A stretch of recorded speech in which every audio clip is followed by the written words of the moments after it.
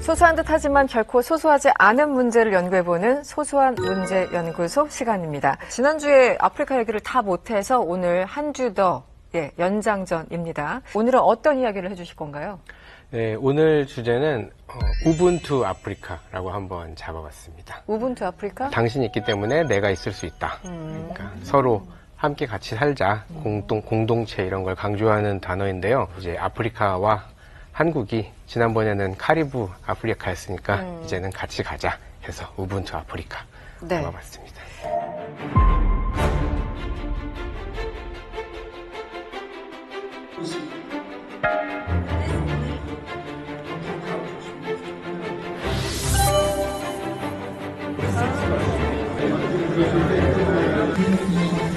잠시후부터 훈련 방송합니다.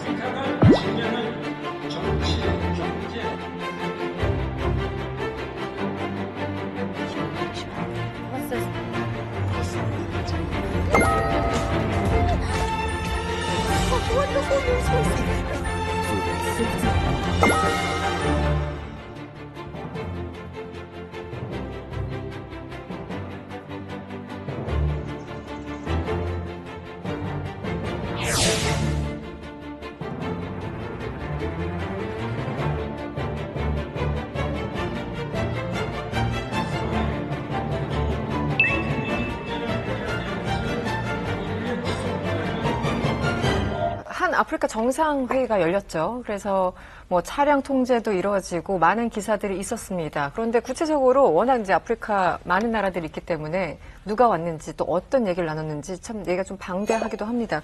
구정 기자님 대략 설명을 좀 해주시면요. 외교부 얘기로는 48개국이 참여했고 25나라의 정상들이 왔다고 하는데 조금 홍보도 미흡했던 것 같고 홍보의 맥도 사실 조금 잘 못 잡은 게 아닌가라는 생각은 들어요. 근데 정상회의에서 이제 윤석열 대통령 연설을 보니까 2030년까지 100억 달러로 공적개발 원조 ODA의 규모를 늘리겠다고 했는데 그다음에 아프리카의 그 한국 기업들 무역 투자 늘리기 위해서 140억 달러 정도 수출 금융 최고 이건 이제 한국 기업들한테 주겠다는 거고 그다음에 이제 북한을 비난을 했고 제일 이번에 왔던 정상들 중에서 뭐 유명하다 그러면 르완다의 폴 카가메 대통령 정도인데 그 한국 기업들이 가서 뭐 르완다의 정보 기술 다 이제 뭐 깔고 뭐 이제 인연이 좀 있어요. 정상이 와서 이제 한국과 양자 정상회담을 한 나라는 확인해 보니까 뭐 적도기니, 중앙아프리카 공화국, 탄자니아, 짐바브웨, 토고, 케냐, 마다가스카, 라이베리아, 가나 이런 나라들인데 이제 정부에서는 핵심 광물 대화라는 거를 출범시키겠다. 이거를 가장 크게 이제 성과로 손꼽고 있습니다. 근데 이번에 온 나라 중에 사실 자원이 많은 나라, 그 나라들은 사실 이번에 그렇게 적극 참여하지 않은 것 같아서 그러니까 역시나 첫 회의, 어쨌든 첫 발을 뗐다라는 거에 이제 의미를 둬야 될 것 같습니다. 네. 작가님은 아프리카도 계셨고 워낙 관심이 있기 때문에 우리가 무슨 얘기를 했는지보다는 이제 아프리카 쪽에서 어떤 목적을 가지고 왔다라는 느낌을 받았을 것 같은데 어떠셨습니까? 역시 이제 아프리카라고 항상 우리가 말하지만 늘 시작할 때마다 다시 강조해야 하는 부분이 54개 나라이고 다 다른 나라들이고 각자 원하는 게 다 다른데 너무 재밌는 게 한국엔 웬만하면 다 있습니다. 우리나라에서 예전에 가난했던 시절도 있었고 잘 살게 된 시절도 있고 뭐 제조업이나 농업이나 서비스업이나 IT나 뭐 에너지 인프라 건설 어지간한 거는 우리나라에서 뭐 다 해봤거든요. 콘텐츠까지. 그러니까 아프리카에서 여러 나라들이 와서 각자 자기가 원하는 것을 한국에 혹시 있을까요? 했을 때 어느 정도의 답변은 다 해줄 수 있더라고요. 우리나라에서. 그러다 보니까 아프리카 국가들이 한국과 이런 저런 일들을 할 때 꽤나 좋은 파트너로 생각하고 있는 것 같고 우리가 뭐 쪽집게 과외 선생님을 모실 때도 그냥 머리가 좋아서 똑똑한 사람보다 엄청 공부 못했는데 똑똑해진 그런 선생님을 더 선호하시잖아요. 공부하는 법을 알고 하니까. 근데 우리나라는 정말 드문 그런 사례이기 때문에 아프리카 나라들에서도 저 선생님은 진짜 잘 가르치시는 분이야. 배울 게 많을 것 같아. 여러분은 참석한 이 나라들 중에 좀 관심 있게 본 나라가 어디 있었습니까? 저는 좀 약간 내용이 나올 것 같아서 좀 기다렸는데 별 내용이 나오지 않아서 아쉬웠던 나라는 방금 전에 선배님 언급했던 르완다였어요. 왜냐하면 르완다는 진짜 한번 끝까지 갔잖아요. 네네. 지금 이렇게 경제 발전을 한 데 있어서는 가게야마 대통령이 뭘 했냐면 다 컴퓨터를 깔아가지고 아이들이 좀 약간 프로그래밍을 배울 수 있게끔 엄청 거기다가 어린이를 했는데 거기서 결과가 나왔는데 네. 그걸 이제 우리는 이제 한국을 모방했다고 했는데 거기에다가 또 좀 약간 억지로 그 새마을 운동까지 또 나왔어요. 근데 이제 제가 다음에 르완다에 선교사라 활동하러 가셨던 분들이랑 우연히 만났는데 그분들도 말로는 우린 다른 선교사들 사람들이랑 비교를 했을 때 우리는 더 좋은 대우를 받고 있다 르완다에서. 그러면 이번 좀 약간 정상회담에서 르완다가 조금 더 스포트라이트를 받지 않을까라는 기대를 했는데 네. 그거 좀 약간 안 나와서 좀 아쉬웠어요. 한아프리카 정상회의 저는 좀 되게 좋게 봤습니다. 왜냐면 48개의 나라에서 어쨌든 왔다는 게 대단하게 보았고 한국이 이만큼 성장했구나. 정말 글로벌 리더의 나라로 가고 싶어 하는 모습이 보이는구나. 아마 그분들도 좋았을 거예요. 저는 이게 좀 되게 아쉬운 게 우리나라 분들이 야, 뭐 아프리카 뭐 가난한 나라랑 가까워져 봤자 뭐 좋을 게 있냐. 근데 저는 어쨌든 이렇게 많은 나라들이 한국에 와서 그분들이 우리나라의 좋은 기억을 가지고 그들의 나라로 돌아갔을 때 그분들은 한국에서 경험한 거를 잊지 않고 마음에 가지고 있을 거거든요. 네. 그래서 나중에 그분들이 한국에서 온 누군가를 만났을 때 야, 내가 그때 한국에서 이렇게 좋았었다라고 기억을 하실 것 같아요. 또 그분들이 결국에는 한국에 그 나라에 돌아가면 지위가 있는 분들이기 때문에 이런 걸 결정하시는 결정권자들이거든요. 네. 그래서 제가 네. 뭐 케냐에서 일을 할 때도 되게 그 법적으로 통과하기 어려운 걸 제가 한번 뚫었어야 하는 일이 있었는데 그때 이제 담당자한테 제가 한국에서 왔다고 하니까 내가 얼마 전에 한국 갔다 왔는데 네. 거기 달팽이 크림이 그렇게 좋더라. 갑자기 달팽이 크림을 그러시면서 네. 이제 너 혹시 나한테 달팽이 크림 갖다 줄 수 있냐? 네. 그래서 됩니다. 무조건 된다고 해야죠. 전 달팽이 크림이 뭔지 몰랐어요. 근데 일단 된다고 예, 대답. 네. 그렇게 해서 이제 통과한 적도 있었습니다. 네, 어려운 일을 하셨군요. 이제 요즘 K-뷰티가 네. 그 미국 쪽으로 아니고 이제 아프리카에서 엄청 발전됐어요, 요즘은. 그리고 약간 K-뷰티, 뭐 K-팝도 이제 나이지리아, 가나에 인기가 엄청 많아졌어요, 네. 요즘은. 그래서 저도 이제 한국에 살고 있으니까 그 K-팝 들으면도 요즘 약간 아프로빗도 나오긴 해요. 그래서 그건 너무 신기해요. 알겠습니다. 아프리카 대륙이 기회의 땅이라고 부를 때는 이유가 있을 텐데 작가님이 생각하는 이유는 어떤 건가요? 주로 그렇게 얘기할 때 드는 근거가 인구가 굉장히 빨리 늘고 있다 그거거든요.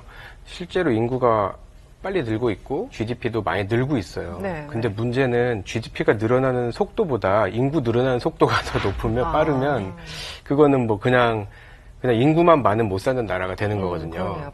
그리고 이제 인구가 난다는 것도 이 사람들도 지금 고령화가 올 수 있거든요. 네, 지금이야 인구가 빨리 늘지만 어쨌든 이들도 인구가 나중에 되면은 언제까지 이렇게 인구가 엄청나게 늘지는 않을 거예요.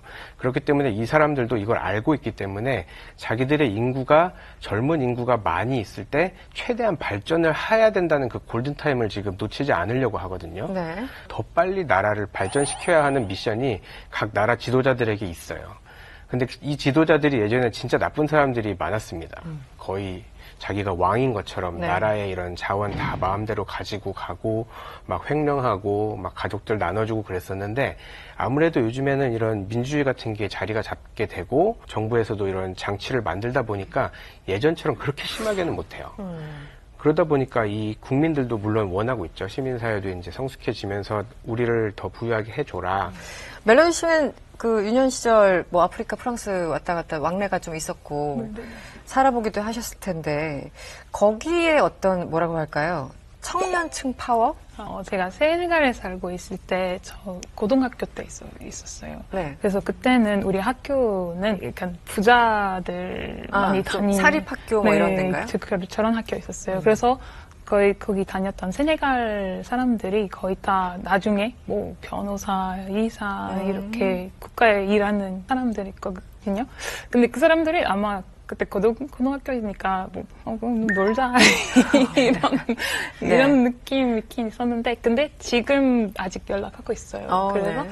지금 부모님 약간 세요. 약간 그 교육 약간 너무 교육열이나 이런 것들. 너무 세요. 약간 너는 의사 돼야 돼요. 너는 약간 국가에 일해야 돼요. 이렇게 세니까 그런 잘 놀았던 애들이 이제는 공부 잘하고 있고 그리고 비슷하네요. 네. 금수저 흑수저 나오는 겁니까 또? 문제는 항상 그 자리를 잡히는 순간 나라를 도와주는 게보다 약간 자기 가족 그리고 본인의 사적인 이익. 그죠. 네네. 작가님이 생각하시는 또 우리가 아프리카를 주목해야 되는 이유 또 뭐가 있을까요? 아프리카는 되게 빨리 디지털화가 되고 있는 대륙입니다. 이게 좀 이해가 안 되실 수도 있는데요. 네.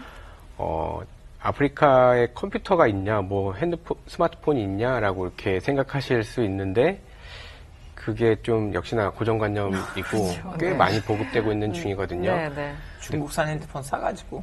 네. 알파고님 말씀하신 것처럼 중국산 스마트폰 같은 거는 뭐 100불 정도면은 정말 할 수 있으니까 네. 그걸로도 충분히 인터넷을 쓸 수 있고 뭐 여러 가지 일들을 할 수 있으니까 가능한데요. 또 페이스북이 아프리카 한 30여 개 나라에서 데이터를 무료로 페이스북을 쓸 수 있게 해줬어요. 그래서 페이스북에 접속을 할 때는 데이터를 쓰지 않고 무료로 접속하는 거죠.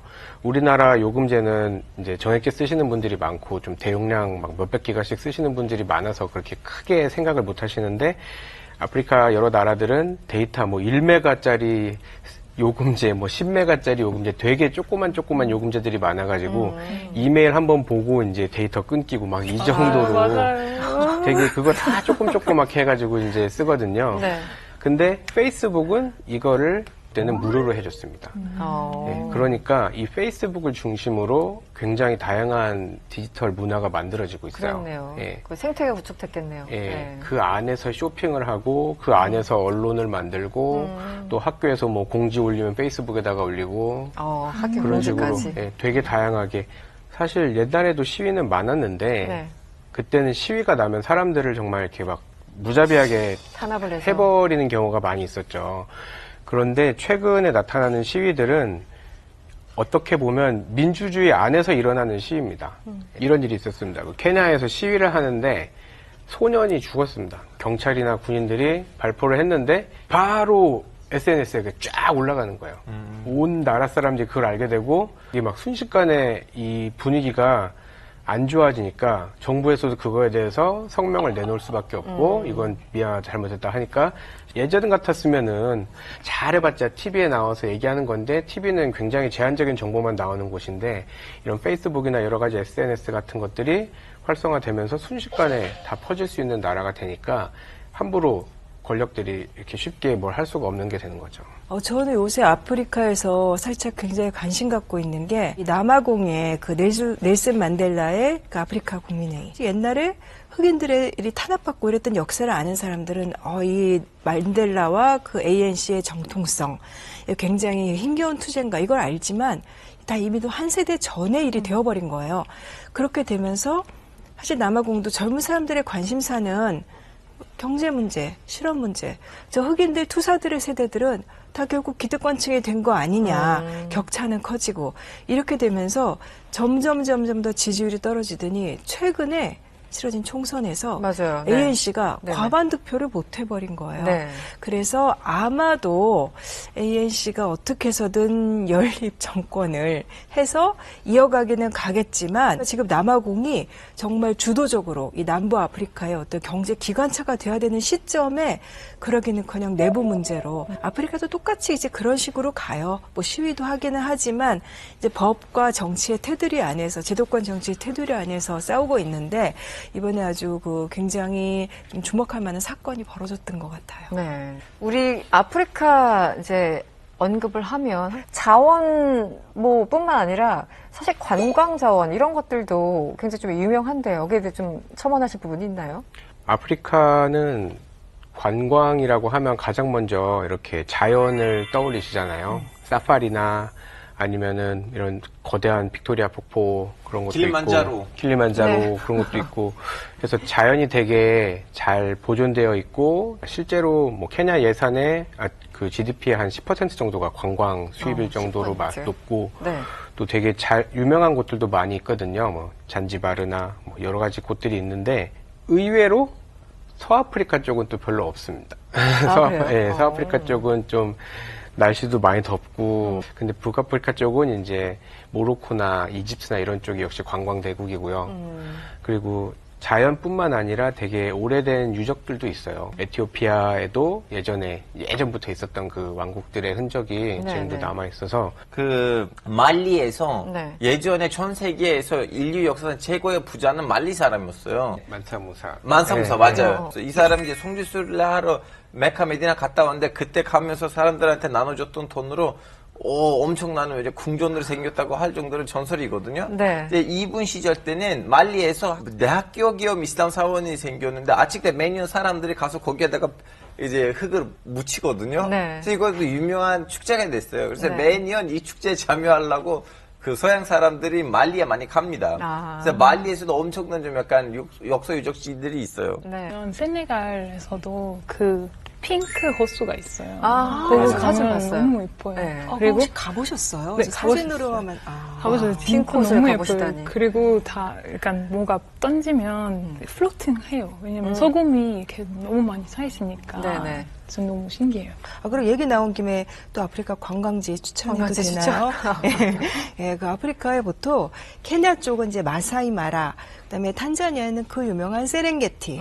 여기에 뭐 그 관광은 돈은 좀 비쌉니다. 좀 돈은 좀 비싸군요. 듭니다. 그게 이게 핵심이군요. 자연보호구역을 원래 들어가려면 보호를 해야 되기 때문에 돈이 많이 들어가고 거기에 너무 좋고요. 서아프리카는 아까 작가님께서 별로 볼 거 없다 그래서 제가 서아프리카를 대변하여 네. 서아프리카에는 이제 가나 같은 곳에 가보면 거기가 황금 해안, 상하 해안. 이 상하 해안을 불어로 바꾼 게 코트 디부아르 그 나라가 있죠. 거기 가면은 아프리카인들한테는 조금 슬픈 일이지만 이게 노예들 끌고 갔던 당시에 이제 그 성체 같은 거. 예전에 버락 오바마 대통령이 취임해서 처음 아프리카 갔을 때 가나의 그곳을 방문해서 이제 사진도 그때 간 찍었고요. 게? 예, 그런 것들. 그래서 아프리카를 누가 관광을 가겠어가 아니라 가야죠. 예, 너무 하고 가보면은 완전히 다른 문화를 굉장히 많이 느끼실 수 있을 것 같아요. 네, 지난주에 이어서 이번 주 저희 아프리카에 대해서 다뤄봤습니다. 여러분들의 호기심을 충분히 자극했는지 궁금합니다.